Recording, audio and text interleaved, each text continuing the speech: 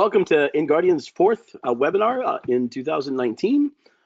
Today we have with us our Director of ICS, Justin Searle.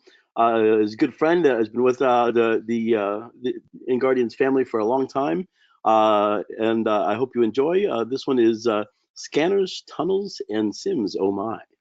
Take it away, Justin. Excellent. Hey, thank you very much, Mike.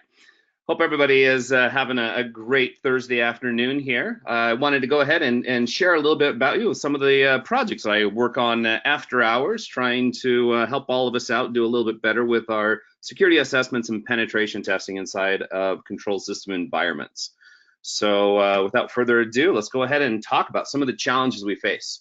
So I've been in this career now for about 19 years. My first full-time job was working for an engineering firm, helping engineers and working with engineers go through and build and test control cabinetry for water treatment facilities.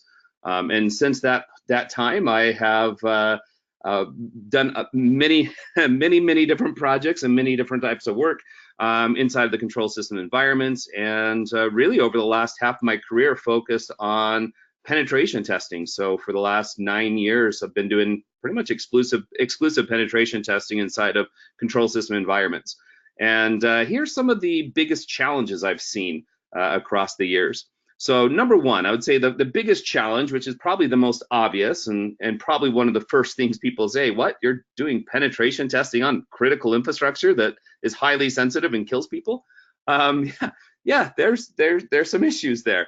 We have to be careful, right? So challenge number one to doing penetration testing in control systems is always going to be risk to the safety of the individuals, the environment, right? The engineers and the technicians working there on site, as well as the penetration tester, but also reliability of the process.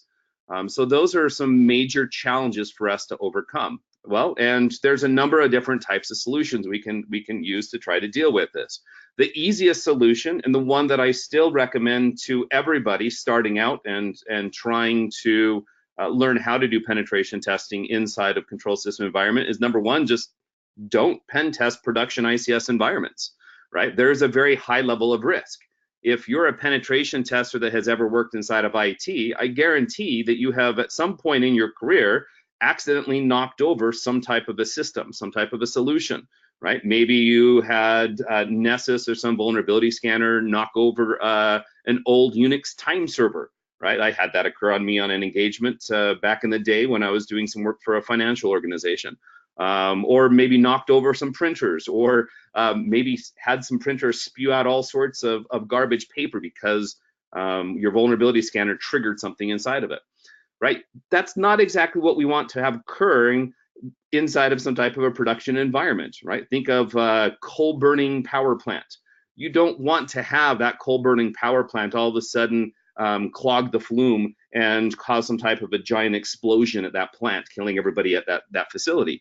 And it sounds really funny talking about things like that in the penetration testing world, but inside of ICS, that is a very real reality for all of us to face.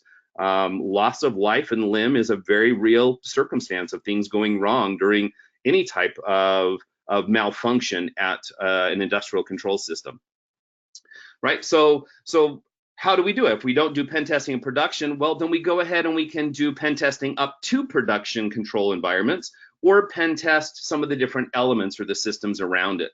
So test the connectivity up to the ICS environment. So usually we have connectivity between the enterprise and the control environment themselves. So most ICS organization, be it an oil company, will have some type of an enterprise headquarters, right, with all the normal business and normal employees, and then they'll have multiple different sites that are control system sites. They'll have oil refineries, they'll have different types of pipelines, electric utilities will have substations, right? Manufacturers have manufacturing sites and factories. So we can pen test everything up to the point where we consider it some type of a control system environment. And that works very, very well. Because that is a very low risk. We can do all of our penetration testing skills that you may know and love inside of IT up to those environments with no issue. So that's one way. Another thing we can do to try to do penetration testing is try to test smaller solutions but before deployment. So before we put it inside of production, or if we have some type of a testing version or a staging environment, do penetration testing on that to try to identify the vulnerabilities that likely exist in production or that exist in the products before you place them inside of production. So that's something we can definitely do. As for the production networks themselves, as long as you are willing to take on some risk, and depending on the risk of the site itself and the natural risk that comes with the equipment, right, both from a cost perspective of the equipment as well as safety and reliability, you can test ICS production networks during some type of a SAT testing. This is a site acceptance test. This is before a plant or a factory is commissioned and goes in production, right? So that's a great time to go ahead and do testing, or maybe when that site has been turned down.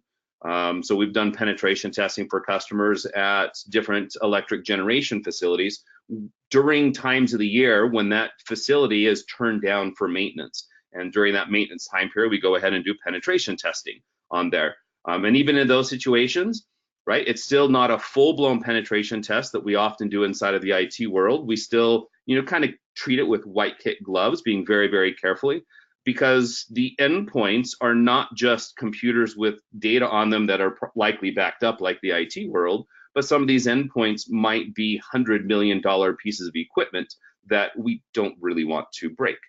So that becomes, the easy solutions. Now, the more difficult ones is building your company's experience. And this is something that there's a real scenario that ultimately we would like to be able to pen test production networks, because in the real life, when they're attacked by different types of threat actors, it's the production networks they're attacking. So we would like to get to the point where we can go ahead and do penetration tests there. But that really depends on your company's experience, the team's experience that you have doing that type of work, and how much time and effort you do to get up to that point, right? So limit your pen test activities. Scope your tests, limit the scope of the test, limit the scope of the networks and the systems that you're working on, and start building your experience with those environments, right? Every single time you test a new sub piece of so you don't go and test the whole site. If you're doing this during production, choose one small component or one system or one solution at a site and do an all hands on deck. Have engineers, technicians, operators on site for the first couple times you pen test, and you very carefully do a very small subset of the normal pen testing techniques to start trying to interact with them until your pen test team, the management, the engineers, the operators, the technicians all gain a level of comfort with the actions that you're taking on that system. Okay, so challenge number 2, hiring. So even if you do find a way to figure out how to do penetration testing, right, either during production or during a test inside of a test environment, the next challenge that you come across is, where do you find the people to do this work? There's just not a lot of people out there with experience of doing penetration testing inside of ICS.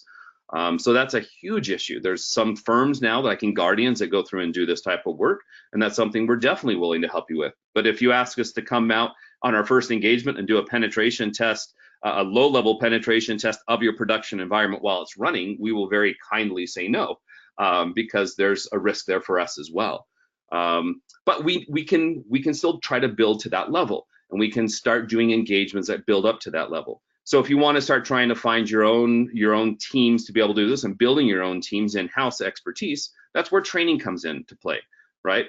So I have a course that I originally wrote for our customers and that I teach at Black Hat and some other different security events, and also teach at the SANS ICS summits. And that course is called Assessing and Exploiting Control Systems.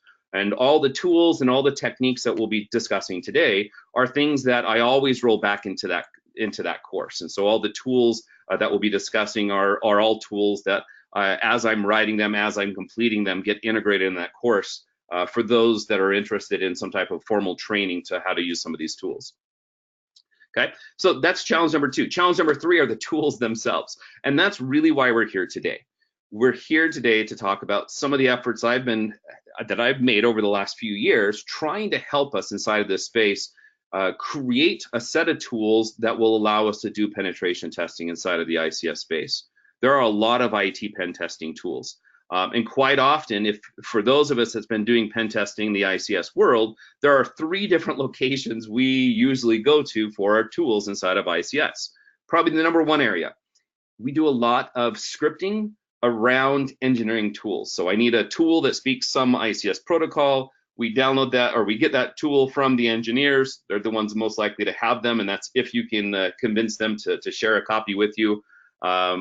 Then we usually will write scripts around it, because these engineering tools might be great for troubleshooting in an engineer's perspective, but they weren't made for pen testing. They don't have all the features that we need to be able to do our job. So we end up scripting them, which are horrendous and horrible. I mean, imagine trying to go through and use some type of a graphical macro-based system to open an engineering tool, identify what buttons in that engineering tool need to be clicked on, in which order, and what fields need to be populated with different types of data in order to be able to do any type of testing or fuzz testing or any type of interactions with these tools. I mean, that's the vision that we have, and that's what we've been doing, many of us inside of this field, to be able to do a lot of our work.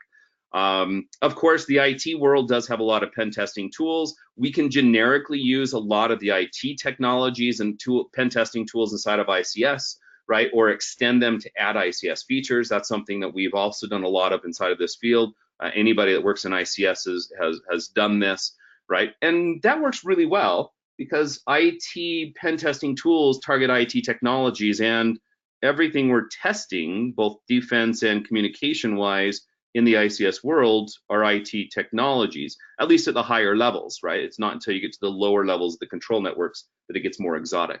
And then finally, the last one is we can play the Russian roulette game of trying to go through and do searches across GitHub and Google, trying to find source code repositories for somebody that has written some type of a client or tool to use some type of protocol, right? And then try to see if that actually works, and drop lots of times either into extending it or even trying to get it to compile in some situations. So those are some big challenges for us to try to face inside of this space.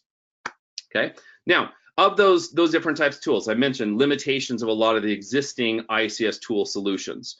So of those three we just spoke about, right? Scripting wrapped around engineering tools. Like I said, graphical macro tools, trying to control a graphical application, that is a nightmare. That is not a fun way to spend your days trying to perform your penetration test.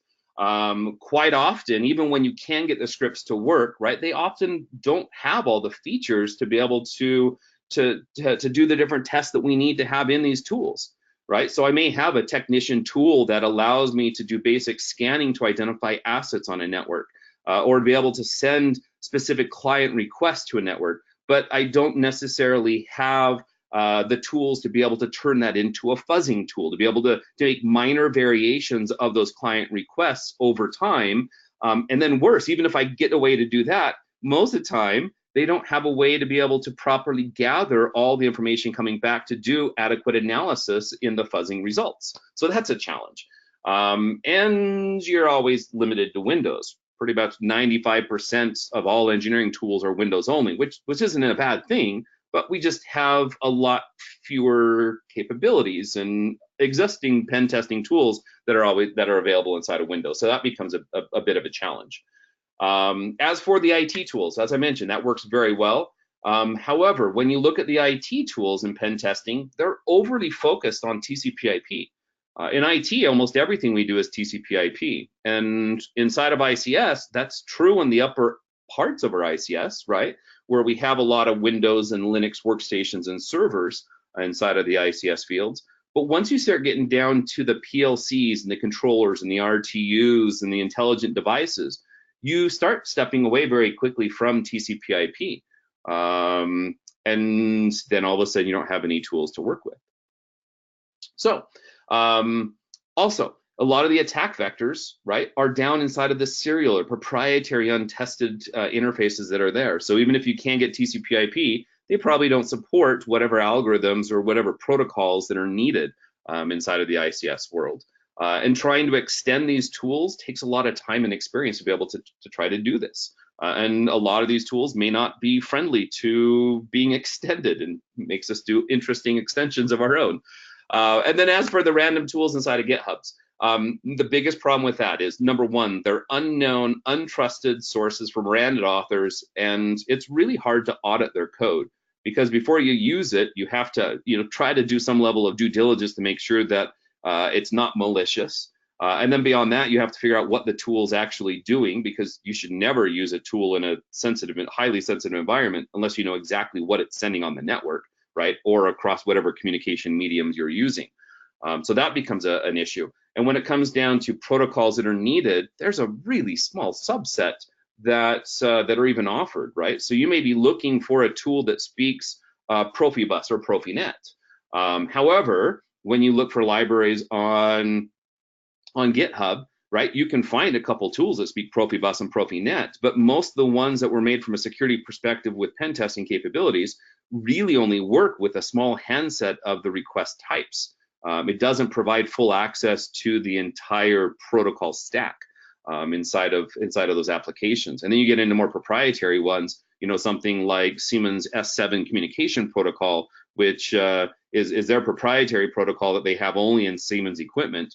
Right? There's a library or two on GitHub that you can use to do that. But once again, because it's proprietary, these are things that people have kind of reverse engineered and built with very limited feature sets that have exposed what's inside of these protocols.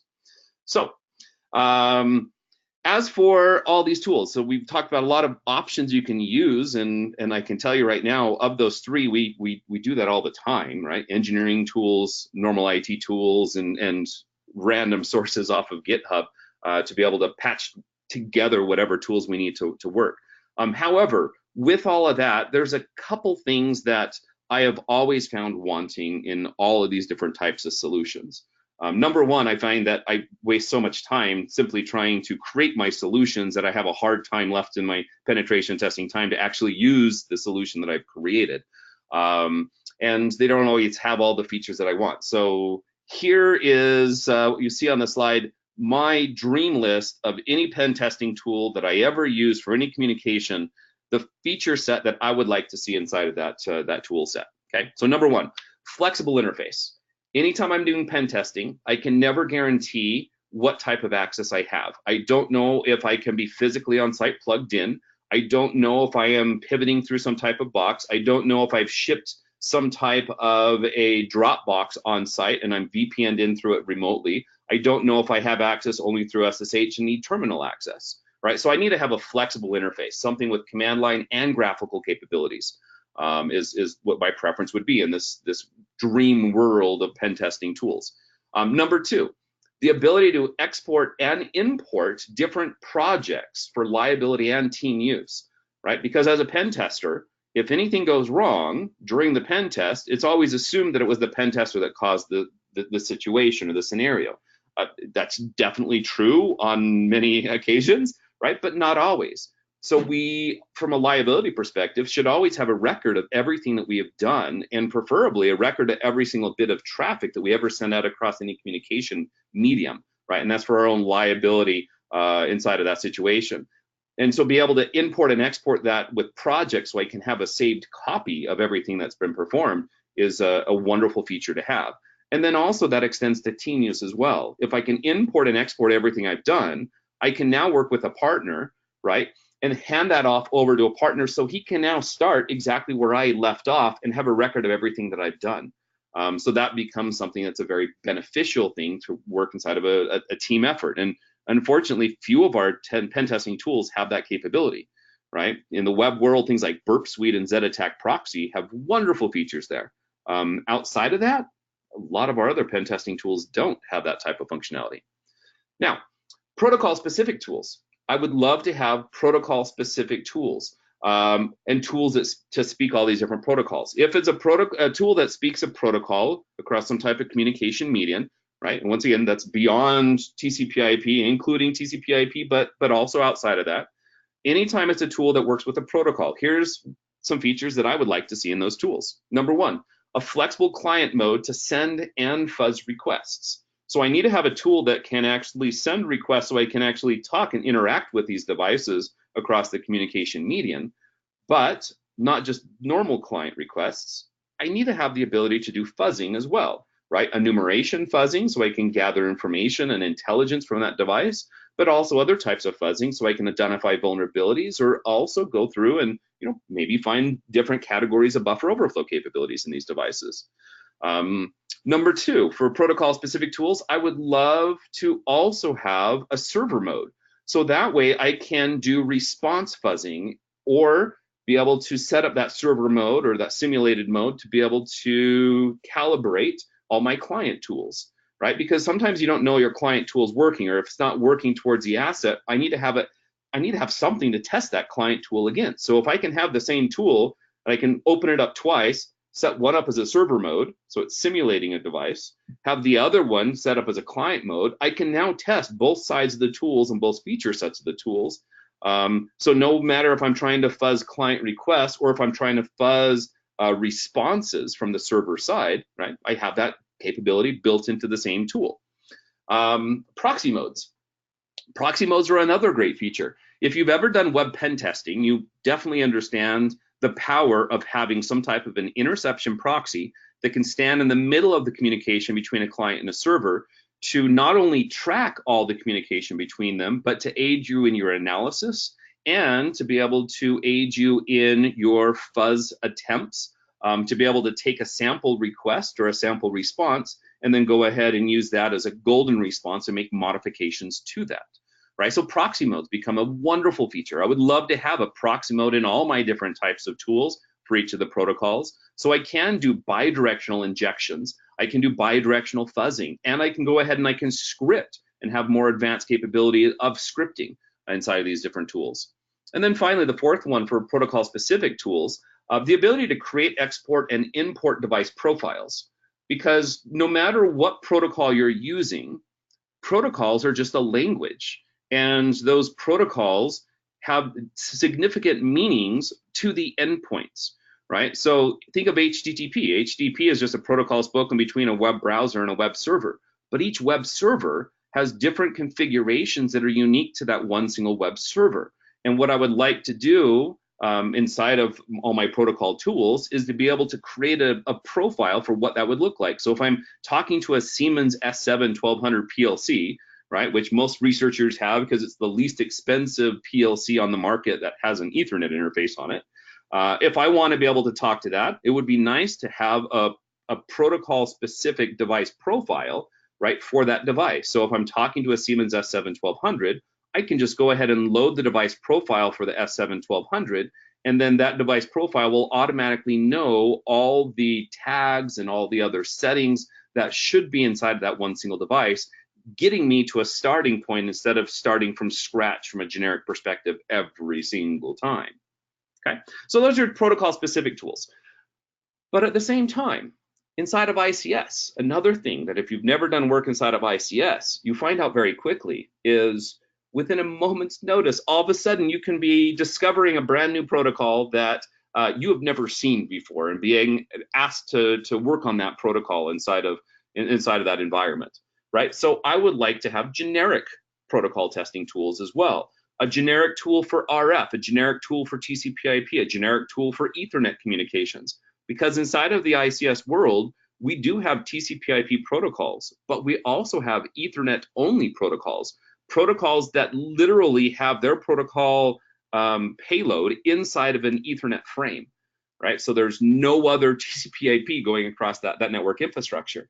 And sometimes you can use TCP/IP tools for that situation, but not as frequently as you would want, and you find all sorts of interesting problems when you start trying to use those tools like that. Generic tools for serial and field bus capabilities, generic tools for USB interfaces to talk to these devices.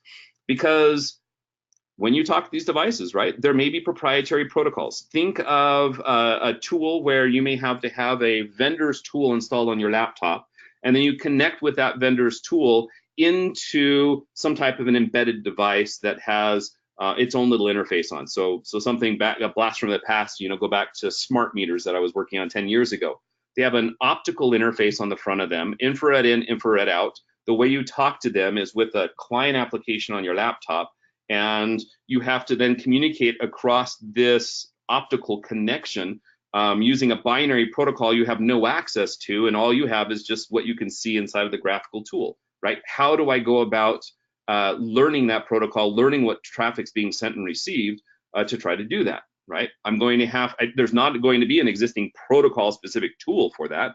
that's something that's going to be very, very proprietary, very custom. But if I had a generic serial tool that allowed me to jump in the middle of that serial communication and interact with it, now I have a solution. And when it comes down to these generic tools, a capture mode that you can actually configure with a dynamic configurable protocol decode. So that way, as I'm capturing and reviewing the communication between this FAT application and this embedded device, right, I can start reverse engineering that protocol and start inside of the tool itself. When I discover a field inside of the protocol payload, I can start going through and labeling those fields and have it start automatically decoding those protocols for me as I'm doing my work inside of that tool, and then be able to have that as a feature that I can then save as my own protocol inside this generic tool, right? Not nearly as powerful as protocol specific tools, but at least something that gives me a starting point, right? Or a continuation point next time I come across a similar type of device and need that same protocol. And impersonation mode, right? So that way I can impersonate the client or the server interactions, because remember, we're not always just trying to fuzz and find vulnerabilities with our client request to the endpoint. That's where I would say 90 to 95% of all pen testers focus their efforts. But if you really want to find some great vulnerabilities, start trying to fuzz the responses coming back. Very few pen testers explore that. And so having that feature to be able to impersonate that embedded device and actually do the fuzzing back to the application installed on the laptop to see if you can find vulnerabilities in that laptop, right? That's a wonderful field of research. In fact, just yesterday, I was working with one of the big research organizations here in the US. They were asking about some ideas about research and letting them know, hey, the one area that I would love to see is some type of malware or malicious code that's been placed on some embedded device. Maybe somebody replaces the firmware on that embedded device, and then anytime some technician or engineer connects his laptop to that embedded device, right, as he's talking that device, have that embedded device be able to have payloads to infect the laptop, right, that's connected to it using whatever application that the vendor has provided to interact with them. So think of that smart meter example again, malware modified firmware on that, so that when we connect the laptop through that optical interface, now I actually have a buffer overflow taking control and planting and seizing processes on the laptop itself, right? Great field of research that very few people have dug into. And then finally, macro modes, right? So that way we can go ahead and have some basic fuzzing capabilities inside of these generic tools. So as I learn these protocols, I can go ahead and create a macro. So, okay, this macro is going to be play, right? I'll name this macro play. And when I type play, it's now going to go ahead and send these list of different types of requests to the device. Okay, so that's Justin's dream list of feature sets inside of pen testing tools. And that's exactly what I am trying to accomplish for tools inside of ICS. So let me introduce you to the budding growth of some of the tools that are trying to accomplish this very, very lofty set of features that are there. So publicly right now, if you were to go to controlthings.io/tools, there are 6 tools that you can go download right now.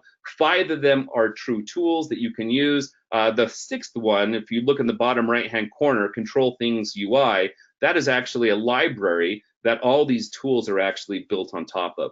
So what do I have right now? Well, first I'll tell you up front, none of these tools accomplish my dream list of all the features that are there.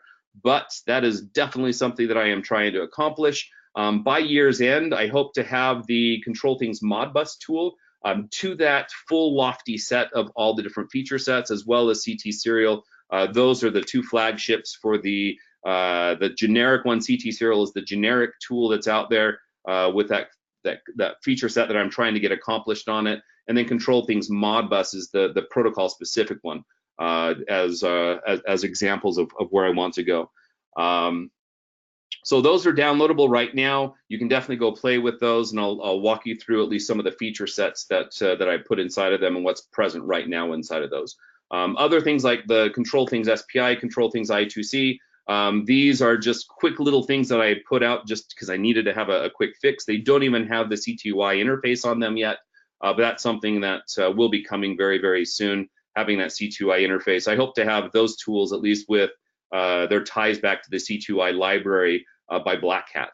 and they'll be used inside that Black Hat class. And then Control Things Velocio is another little tool. I ended up using this little PLC called Velocio. ACE is the one that we end up using in some of my SANS and my Black Hat courses.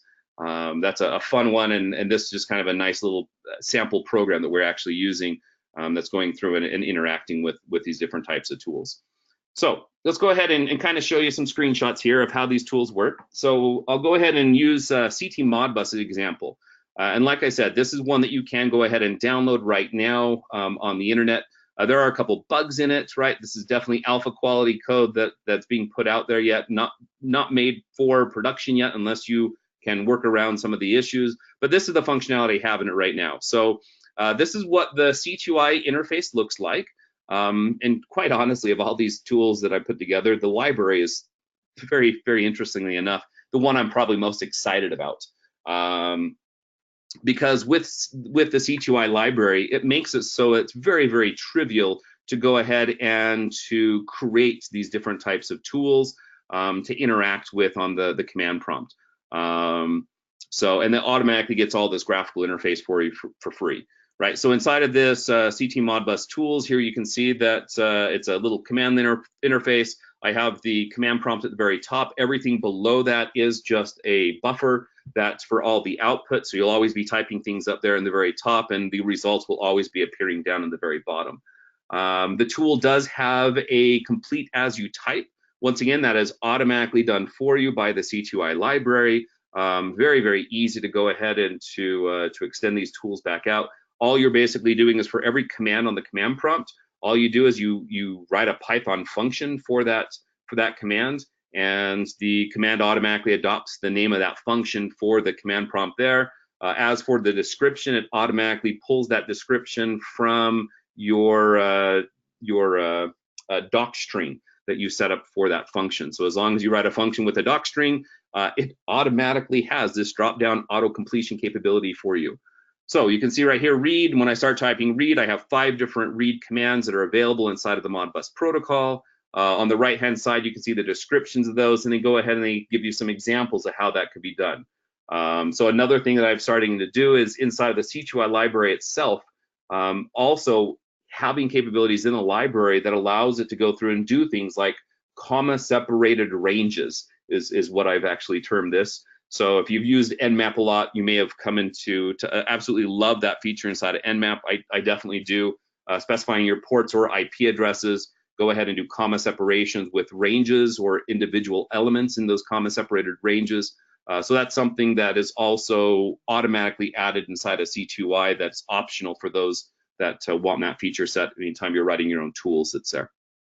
Okay, so that kind of shows you what the interface looks like inside of these tools. This is what the response looks like. So inside of my ctmodbus, when you go ahead and send that read request, it comes through and says, hey, you just sent, got a success response back. It was Modbus function 3, read holding registers 1 through 100. And then in the response back, I go through and get a little summary of what those are. In fact, on the background, if you look at the blue text is going to be the full raw response that's coming back. Remember, I said that's kind of something important for a liability reason, to keep that full raw response. But the full raw response is not necessarily what you want to do for the analysis. And so that's what you see in this little pop-up window, the success, is the brief summary of that in a very, very consumable form. So if you look on my response coming back, my addresses on the left-hand side, address 1, 2, and 3, each had different responses that were unique, right? And you never know, at least in the Modbus protocol, if it's going to be an integer that you need for a response, or a hex, or some type of an ASCII character. So I provide all 4 for you. So the response I get for address 1 is a 120 integer, or a 7, 8 in hex. And then you say all the way down to the very last line in the address bar, 4 through 100, right? Summarizing information. I can't tell you how many hours I've wasted in my career using different types of tools. It gives me a raw dump of everything coming back, and I have to literally look line by line through all those responses to try to identify if they're all the same or not, right? And so the tool summarizes that for you. So 4 through 1 all have the same exact response, so that way it just makes it very easy to be able to see. Okay, so that kind of shows you a little brief response of or how that interface actually looks. Now let's go ahead and show you some of these Modbus commands and how they've been implemented, and gives you a little bit of insight in how all these features that I say are my dream features, how I have implemented them and have been implementing them inside of this tool set. So first off, on the Modbus command, you can see that there's a number of connect commands there. So at that command prompt, once you open up that ctmodbus tool, you go ahead and you can say connect, and you go ahead and specify whatever you want to connect to. Since Modbus is a tool that allows communication over TCP, UDP, or across serial links, right? Across like an RS-232 or an RS-422 or 485 link, this tool actually allows for all of those capabilities. So connect and specify the protocol and the endpoint you want to talk to, either the IP address or the serial device number. And then for the read commands, of course, I do support all the read commands that are common in there inside of Modbus. Go ahead and show you different types of examples of how those responses coming up. The far right-hand side after the hash, of course, that's just the comment to try to help you understand what that command actually accomplishes. And then we get into the write commands, so writing coils. So we can go ahead and do the writing the coils. One of the features I'm really excited about that I'm working on in ctui library. I'm actually in the midst of doing an API change in it. So if you're interested, go ahead and play around with it. But the one that's public right now is not it does not have all the new implementations of the API. I'll have that API finished definitely by Black Hat at the latest, hopefully before then. Hopefully in the next few weeks I can get that accomplished, as soon as I finish getting taxes completed. Joys of US tax system. But as for the write commands and how these APIs work, as you autocomplete, once you get to the individual fields, so right in the very middle of the slide, look where it says write coils 128 space 0. Another feature that I've just recently added to the ctui and haven't pushed public yet is that it will automatically prompt you for each one of those fields based on the type of fields that is being used inside of your Python code itself, right? So when you say write coils, that little drop down will automatically prompt you that the next field that you need to put in is going to be the address that you want to specify. And then after you type 128 space, then it will go ahead and prompt you that the next field that you need to add for that is going to be the value that you want to write. Okay, so writing coils, writing holding registers, automatically trying to detect, and these are also features right inside of the ctui if you choose to leverage them, specifying what type of data sets you have. So notice that the write holding registers, you can specify a whole range of different integers to write, or a string to write, an ASCII string, or just raw hex, right? Having that automatically decoded for you. And then tags. If you've ever worked with Modbus, one thing you'll very quickly learn about Modbus is there's a whole bunch of addresses where everything is stored. Well, in the engineering world, each of those addresses has a corresponding human readable tag name. It is not ever exposed via the Modbus protocol, but part of our pen testing is either trying to get access that tag database from the engineers or trying to reverse engineer that for ourselves. So the tool does have the ability to add your own tags. You basically specify the name of the tag that you want, or the tag name that you want to give it, and then which addresses that tag represents, either a single or a range of addresses. Okay, and then here's the second set. So once you have defined tags, you can go ahead and use these tags in your responses now as well. So I can read tags, right? I can go ahead and I can group different types of tags that are there. I can export the tags, I can import tags. So that way, if you've done all this work trying to create this tag database inside of this Modbus tool, you can create a device profile for all those tag names, and then you can export it, have a coworker import that list of tag names in, and now he'll be able to start on that same device with all your human readable tags. So now he doesn't have to worry about the actual addresses. He can use the human readable stuff you've configured for him. Another one that's really kind of fun that I really like, I'm really excited about, is this clone feature. Quite often in pen testing, we would like to have the ability to go through and create different types of meaningful servers or simulations for some of the devices that we work on. So inside of the ctmodbus tool, and this is a feature I have implemented locally, I haven't pushed this feature public yet. The tags feature and the clone feature are still private right now. They will go to GitHub here as soon as those are completed in the next few weeks. But the clone feature, you say clone this one single device, and you specify optionally specific addresses or tell it to grab all addresses. And what it will do is it'll go out there, enumerate all the data that's on that device itself, and then go ahead and create a simulation configuration that once you've cloned it, now you can go ahead and disconnect from the device and start your simulator that will go ahead and provide all that same meaningful information out. In fact, the one I'm working on right now, I'm extending that feature right now locally on my laptop, so that way you can tell it to poll 10 times over a 1 minute period, and it'll actually keep and try to track all the variations. And then when you simulate it, it'll go ahead and simulate all those same variations at the same time intervals that it saw when it was querying the device. So that's kind of a fun thing for us to create simulators that are meaningful in very, very short order, single command to create a simulator that simulates something in the real world. Proxy features, right? Being able to proxy between different protocols. So proxying between TCP communication to RTU serial communication, right? Or serial back to TCP, or proxying between two different types of serial devices. And then other ones, raw functions, because inside of pen testing, right, our protocols have function fields, and the protocol fields may not use all the identifiers that are available inside of that field, right? So for Modbus, the function field is it's just a 1 byte field, so 256 possibilities. The Modbus protocol only populates about 25 different functions that are there, maybe 30 different functions that are there. What about all the other functions, right? Are there hidden functions that we don't know about on the device? So being able to go ahead and try to send our own unique proprietary functions, right? Or even go through and fuzz some of those functions to try to find that information. And then tunneling, right? No pen testing tool is complete without some type of a tunnel capability. So if you've ever used ptunnel, going through and creating basically, VPNs through the ping protocol, so all the traffic looks like ping traffic, one thing I'm adding to all of my tools is the tunneling capability, so that way you can do shells or pass files and try to exfiltrate information through whatever ICS protocol you want, so all the data looks like normal traffic. And why on earth would I ever do this? What's the valid reason for non-malicious threat actors, right, pen testers, to have this functionality?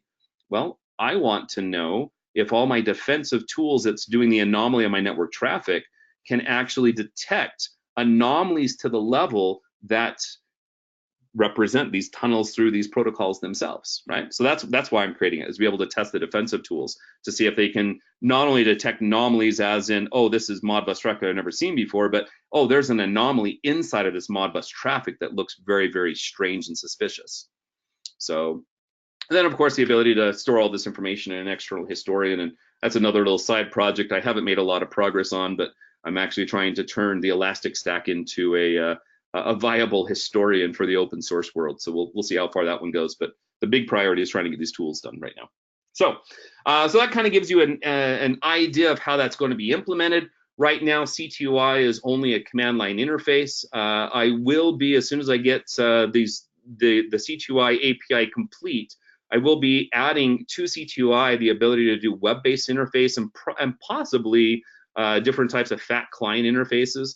But definitely web, I'll definitely be adding to it. So that way, if you implement a tool on top of ctui, right, that command line interface will automatically be turned into a graphical interface for you freely by the ctui library itself.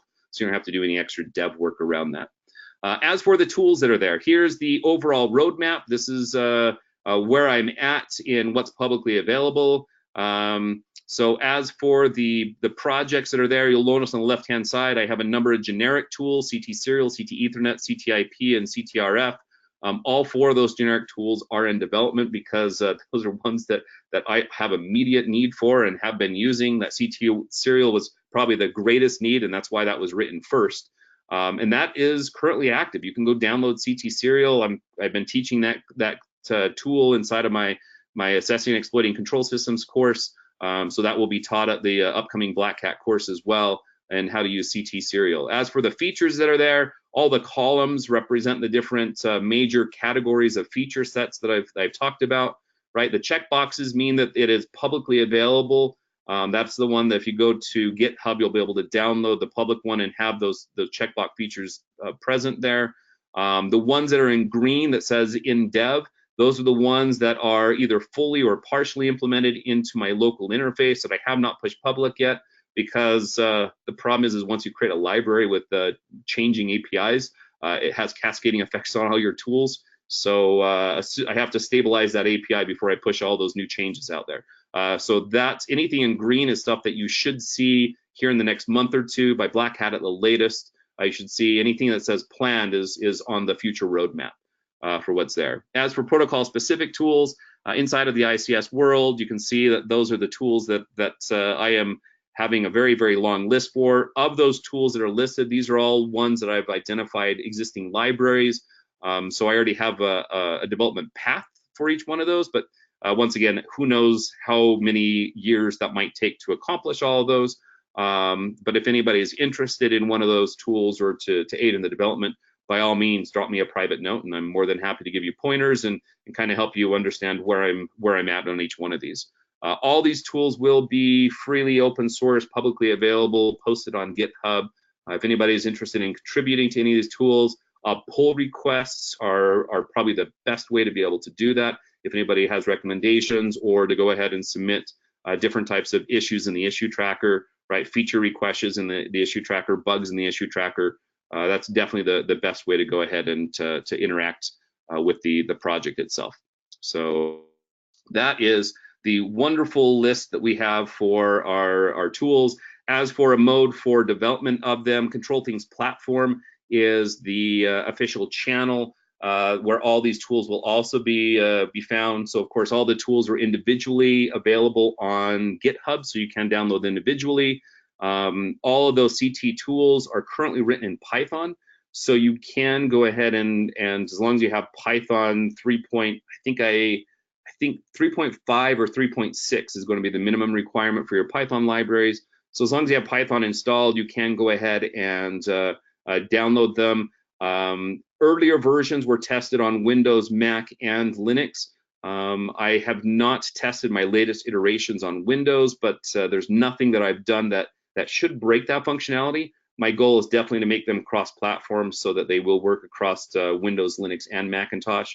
I do my development from a Mac, and all of the courses that I teach are inside, and the pen testing I do is actually all inside of Linux, right? So those two platforms definitely have a slight preference or favor over the Windows world.